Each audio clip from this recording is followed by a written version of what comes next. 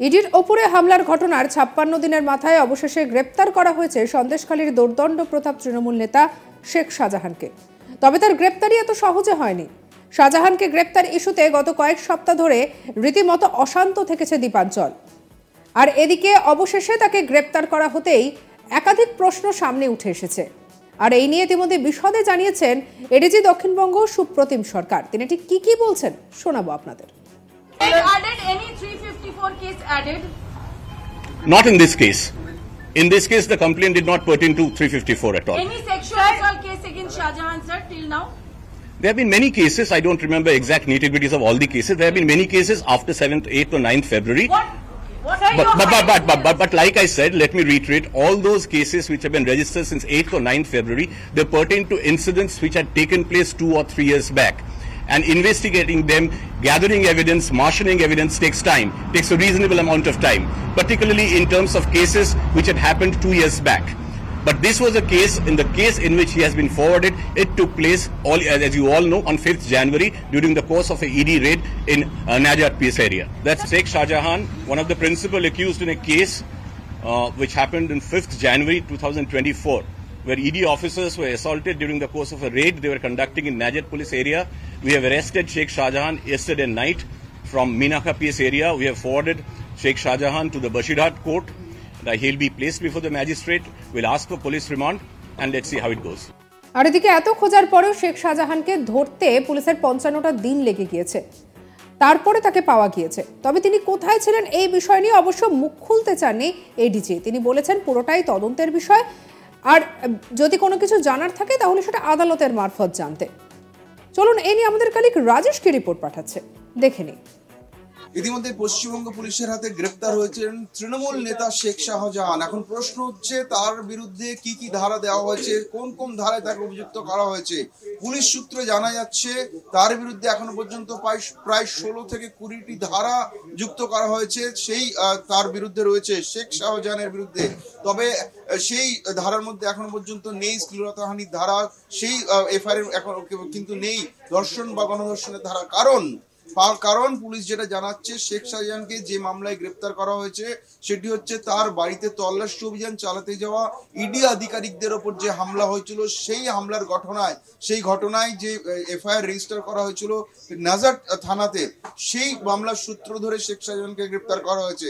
ফলে সম্পূর্ণভাবে ইডির অভিযোগের ভিত্তিতে যে দায়ের হওয়া মামলা, সেই মামলার সূত্র ধরেই গ্রেপ্তার করা হয়েছে শেখ শাহজাহানকে। ফলে স্বাভাবিকভাবেই অন্তত এই এফআইআর 354 যেটি শ্লীলতাহানির ধারা বা ধর্ষণের ধারা যেটি 376 বা গণধর্ষণ 376D, এই ধরনের ধারা কিন্তু নেই। কারণ ইডির অভিযোগে এমন কোনো বিষয় ছিল না। কারণ ইডির যে অভিযোগ ছিল তাদের উপর হামলা, তাদেরকে আক্রমণ করা, তাদেরকে মারধর, তাদের ডকুমেন্ট ছিনিয়ে নেওয়া, তাদের গাড়ি ভাঙচুর করা, এই ধরনের অভিযোগ ছিল। সেই অভিযোগের ভিত্তি করে একটি মামলা রুজু হয়েছিল নাজার থানায় গত 5ই জানুয়ারি, যখন সরবেরিয়াতে শেখ শাহজাহানের বাড়িতে ইডির অফিসিয়ালসরা তল্লাশি চালাতে যায়। সেই সময় তাদের উপর হামলা হয়, যে উন্মত্ত জনতা তাদেরকে তাড়া করে গ্রাম ছাড়া করে। সেই সময় কিন্তু কেন্দ্রীয় বাহিনী এবং ইডি অফিসিয়ালসরা সেখান থেকে পালাতে বাধ্য হন।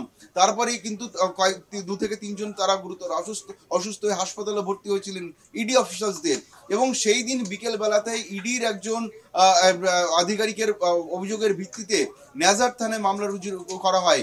কলকাতার অফিস, যে ইডির অফিস রয়েছে, সেই অফিসের একজন ডেপুটি ডিরেক্টর পদমর্যাদার এক আধিকারিকের একটি লিখিত অভিযোগ, যেটি ইমেল করে পাঠানো হয় বসিরহাটের এসপি এবং নাজার থানায়।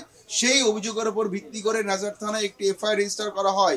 সেই এফআইআর নাম্বার 9 নম্বর এফআইআর জানুয়ারি মাসে রেজিস্টার হয়েছে নাজার থানায়। এবং সেই এফআইআর কিন্তু প্রথমে প্রায় 11টি ধারা যুক্ত করা হয়েছিল। পরবর্তীকালে পুলিশ বিপুল সমালোচনার মুখে যখন পড়ে, সেই সময় পুলিশ আরো বেশ কয়েকটি গুরুত্বপূর্ণ ধারা অ্যাড করতে বা যুক্ত করতে বাধ্য হয়। কারণ প্রথমে যে তার বিরুদ্ধে যেই ইডির যে অভিযোগগুলো ছিল, সেখানে কিন্তু ইডি মেনশন করে দিয়েছিল অভিযোগপত্রে যে কোন কোন ধারায় মামলা হওয়া উচিত বা কোন কোন ধারায় তারা অভিযোগ করছেন, কিন্তু ইডির সেই অভিযোগ থাকা সত্ত্বেও বেশ কিছু লঘু ধারাতে প্রথমে মামলা শুরু করেছিল নাজার থানা পুলিশ। তার মধ্যে কিন্তু একাধিক বেলেবেল বা জামিনযোগ্য ধারায় মামলা শুরু করা হয়েছিল। পরবর্তীকালে ইডি যখন কলকাতা হাইকোর্টে আসে, কলকাতা হাইকোর্টে অভিযোগ করে যে তাদের উপর যে হামলা হয়েছিল সেই হামলা হওয়া সত্ত্বেও কেন অ্যাটেম্প টু মার্ডার বা খুনের চেষ্টার ধারা অ্যাড করা হচ্ছে না, এবং লঘু ধারাতে পুলিশ মামলা রুজু করে শেখ শাহজাহানকে বাঁচানোর চেষ্টা করছে বলে কলকাতা হাইকোর্টে অভিযোগ করে এনফোর্সমেন্ট ডিরেক্টরেট। তারপরে কিন্তু নড়ে চড়ে বসে নাজার থানার পুলিশ এবং তার বিরুদ্ধে 307 সহ অর্থাৎ অ্যাটেম্প টু মার্ডারের ধারা সহ আরো একাধিক গুরুত্বপূর্ণ জামিন অযোগ্য গুরু ধারা তার বিরুদ্ধে যুক্ত করা হয়। এবং এই মুহূর্তে আজকে তার এই গ্রেপ্তারির পরে দাঁড়িয়ে যেটা পুলিশ সূত্রে আমরা জানতে পারছি, তার বিরুদ্ধে প্রায় 16 থেকে 20টি ধারা যুক্ত রয়েছে এই মুহূর্তে তার যে এফআইআর রয়েছে। এবং পুলিশ সূত্রে যেটা দাবি, পুলিশ সূত্রে আমরা এখনো পর্যন্ত জানতে পারছি তার বিরুদ্ধে ইন্ডিয়ান পেনাল কোড বা আইপিসির যে ধারাগুলি রয়েছে 147, 148, 149, 341, 186, 353, 323, 427, 379, 504, 307, 333, 325, 326, 395 এবং 397 এবং অবশ্যই 34 এই কতগুলি ধারা ভারতীয় দণ্ডবিধি বা আইপিসি ইন্ডিয়ান পেনাল কোডের এই ধারাগুলি কিন্তু যুক্ত করা হয়েছে। প্রথমে প্রায় 11 থেকে 12টি সেকশন দিয়ে সেই এফআইআর স্টার্ট করলেও পরবর্তীকালে একাধিক জামিন অযোগ্য ধারা যুক্ত করা হয়। সব মিলে এই মুহূর্তে এই প্রায় 16 থেকে 20টি ধারা যুক্ত করা রয়েছে শেখ শাহজাহানের বিরুদ্ধে, এবং এর মধ্যে বেশ কয়েকটি জামিন অযোগ্য এবং গুরু ধারা রয়েছে শেখ শাহজাহানের বিরুদ্ধে, যার মধ্যে অবশ্যই 307 ইন্ডিয়ান পেনাল কোডের 307 যেটা অ্যাটেম্প টু মার্ডার, সেই অ্যাটেম্প টু মার্ডারের চার্জ তার বিরুদ্ধে রয়েছে। পাশাপাশি 395, 397 রয়েছে যেগুলো ডাকুইটি অর্থাৎ ডাকাতির ধারা, যে সেই যে ইডির অফিসার্সদের উপর যখন হামলা হয় সেখান থেকে তাদের ওই হামলার সময় বেশ কয়েকজন গ্রামবাসী ইডি অফিসার্সদের বেশ কিছু গুরুত্বপূর্ণ নথি ছিনিয়ে নিয়েছে বলে অভিযোগ করা হয়, এবং তার ভিত্তিতে কিন্তু এই ডাকাতির ধারা যুক্ত করা হয়েছে। পাশাপাশি ছিনতাই, সরকারি আধিকারিকের থেকে নথি ছিনতাইয়ের ধারা যুক্ত করা হয়েছে, এবং সরকারি আধিকারিককে বাধা দেওয়ার কর্তব্যে বাধা দেওয়ার ধারা যুক্ত করা হয়েছে।